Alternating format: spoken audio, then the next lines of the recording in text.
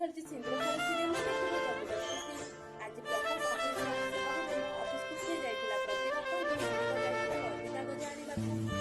ତାପରେ ପ୍ରକାଶ ରାଗିଯିବେ ଲିପିକାକୁ କହିବେ ମୋର 50 ଲକ୍ଷ ଟଙ୍କାର ଫାଇଲ ରଦିକା ଗଜରେ ବିକ୍ରି କରିଦେଲ।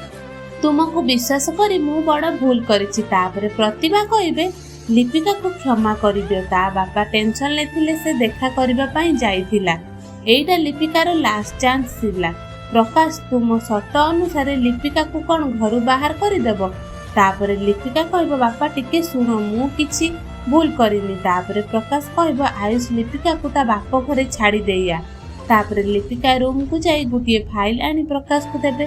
ପ୍ରକାଶ କହିବେ ଏଇଟା ମୋର 50 ଲକ୍ଷ ଟଙ୍କାର ଫାଇଲ, ମୋର ଲସ୍ ହବାରୁ ବଞ୍ଚେଇ ଦେଲୁ ଲିପିକା। ତାପରେ ପ୍ରତିଭା କହିଲେ ଏତେ କେୟାରଲେସ୍ କେମିତି ଲିପିକା? ଯଦି ଫାଇଲ ନ ପାଇଥାନ୍ତେ ତାହେଲେ ଆମର ତ 50 ଲକ୍ଷ ଟଙ୍କାରେ ଲସ୍ ହେଇଯାଏ। ତାପରେ ପ୍ରକାଶ କହିବେ ଏଇ ଫାଇଲ ରଦି କାଗଜ ଭିତରକୁ ଗଲା କେମିତି?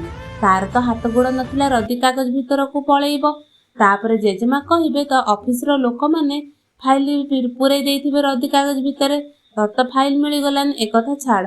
ପ୍ରକାଶ ଲିପିକାକୁ ଥ୍ୟାଙ୍କ ୟୁ କହିବେ। ତାପରେ ସିନେ ଦେଖିବେ ଆୟୁଷର ସାଙ୍ଗମାନେ ଲିପିକା ସହିତ ଦେଖା କରିବାକୁ ଚାହୁଁଥିବେ, ହେଲେ ଆୟୁଷ ମନା କରିଦେବ। ତାପରେ ତାର ସାଙ୍ଗମାନେ ରିକ୍ୱେଷ୍ଟ କରିବାରୁ ସେ ଦେଖା କରିବା ପାଇଁ କେଫେକୁ ଯିବା କଥା କହିବ।